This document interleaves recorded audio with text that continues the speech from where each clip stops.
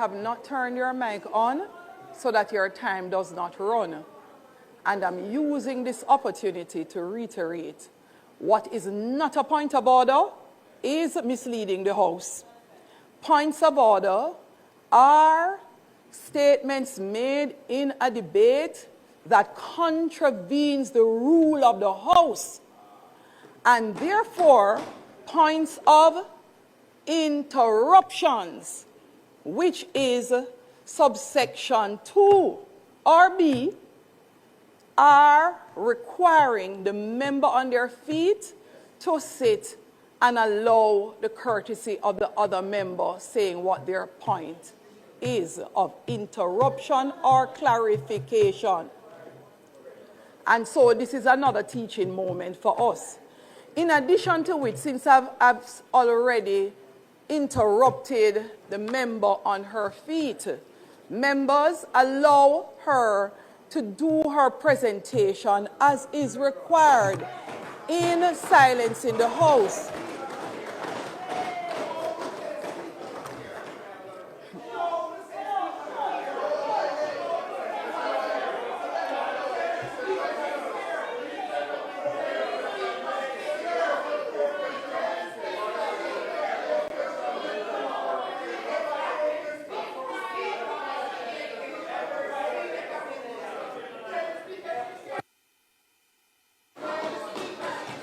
Members,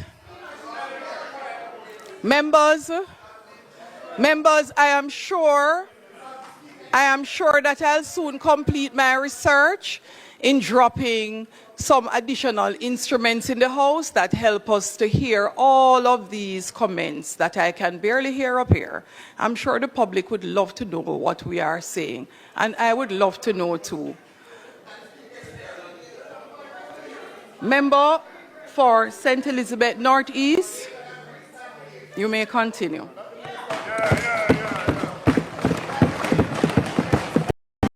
And member, in order not to interrupt you, I'll ask the assistant clerk to add your additional time at the end, so the mic will, the monitor will go off when you're finished.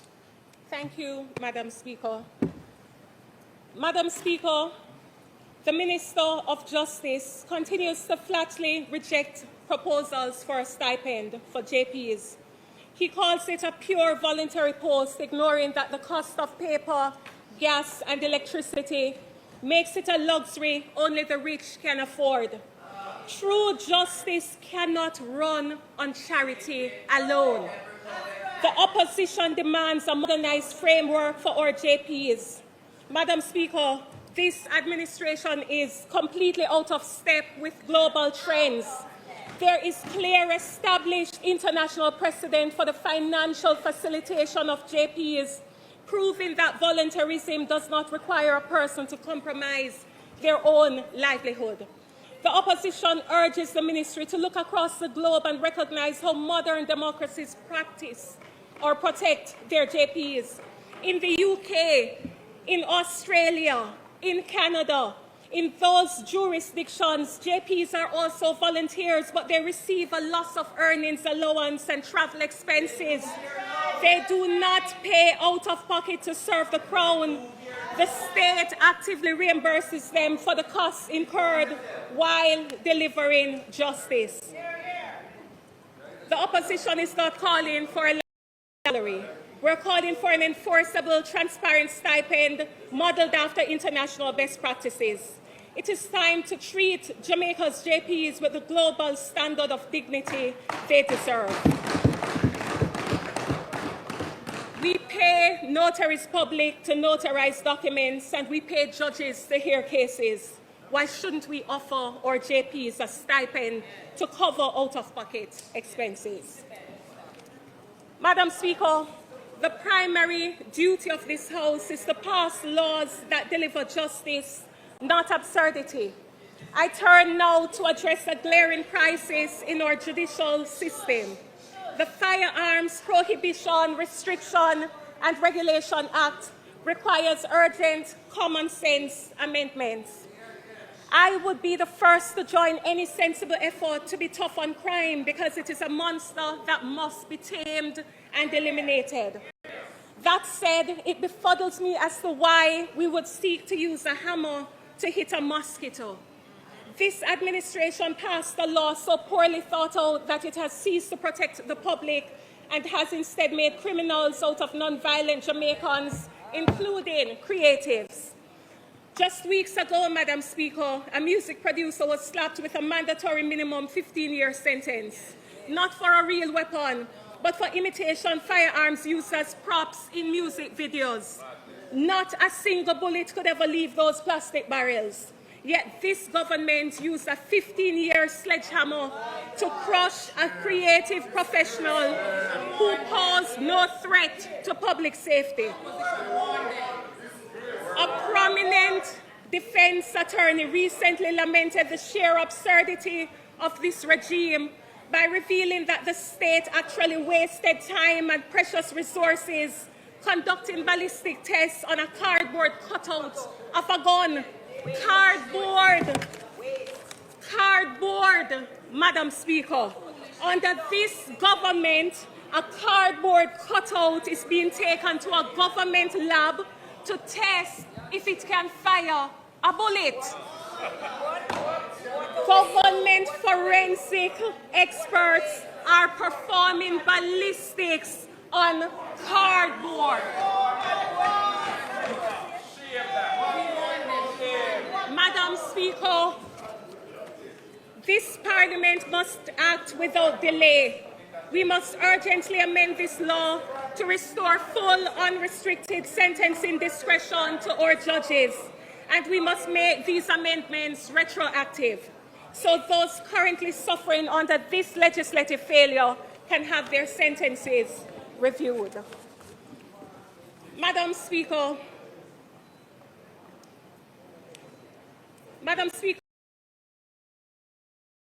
that the administration of firearms in this country is broken from the top down, we need look no further than the Integrity Commission's own Report 37 of 2026. That report, tabled yesterday, found that the Firearm Licensing Authority, under the watch of its Chief Executive Officer, Mr. Shane Dallin, presided over a vault where ammunition belonging to private citizens went missing. A computer system that was deliberately manipulated to destroy the livelihood of a licensed dealer using the identity of a man who was already dead. And a server whose catastrophic failure conveniently erased the very evidence that would have identified who gave the order. Madam Speaker, a man who runs an authority where the dead are used to falsify records, where vault doors cannot account for what is inside them, and where evidence disappears without consequence, has no business holding public office.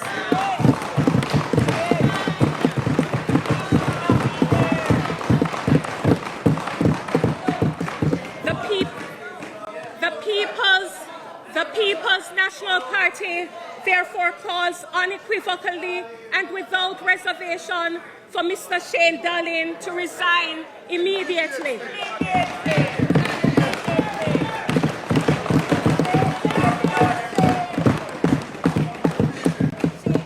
The People's National Party therefore calls unequivocally and without reservation for Mr. Shane Dallin to tender his immediate resignation.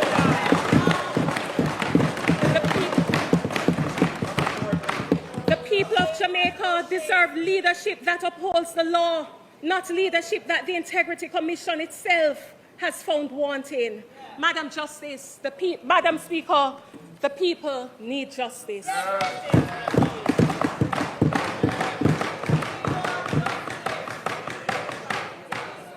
But, Madam Speaker, justice is not about a sentence handed down in a courtroom.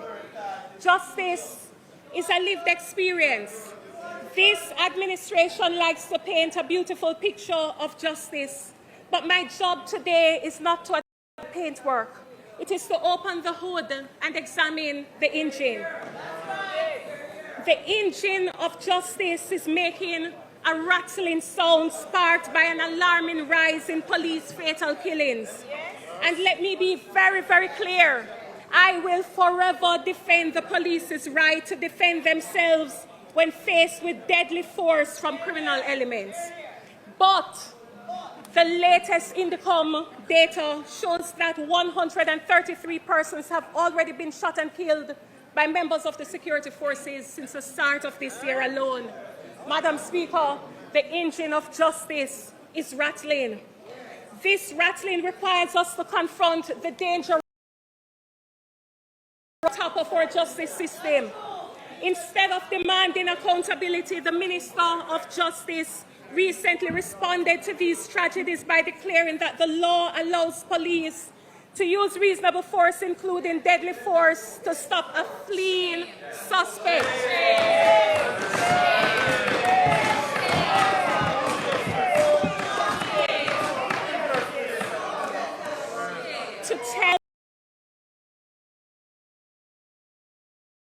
To tell a grieving, terrified nation that running away gives the state a legal right to execute you on the streets is a grave mistake.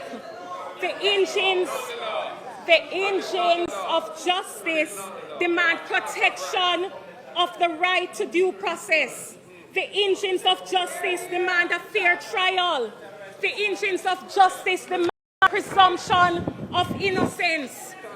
Running away must never become an automatic death sentence, nor can we allow the ministry to rewrite the law to justify street-side executions. Madam Speaker, equally troubling is the police commissioner's dismissive response.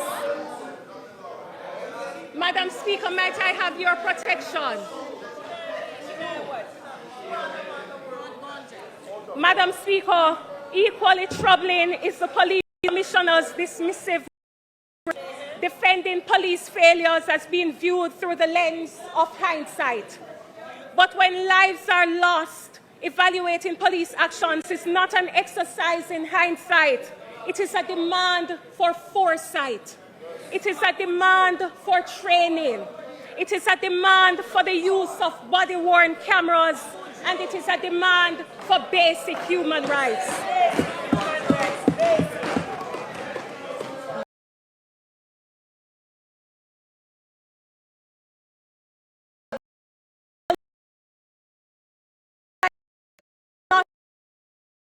To become paralyzed by criticism, he is building a wall of institutional arrogance. He is above the people, above accountability. Madam Speaker, the people need justice. Following the devastation of Hurricane Melissa, our people were promised relief. Donors sacrificed and gave generously to help families rebuild. Over 1.44 billion in cash donations poured into government hands. Yet, according to the Auditor General's report, this administration only spent a measly insult.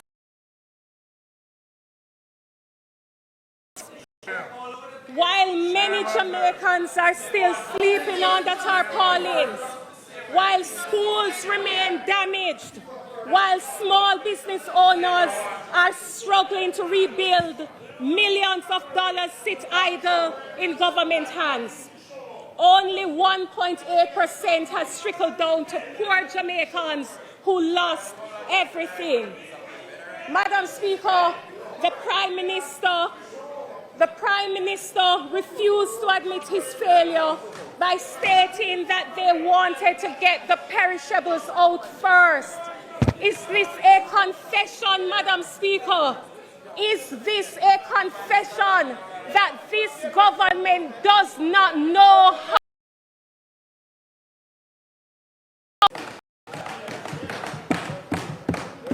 What What is the Prime Minister's explanation for unused relief monies from burial 2 years ago? Madam Speaker, the people need justice. I turn very quickly to the $1 billion solidarity program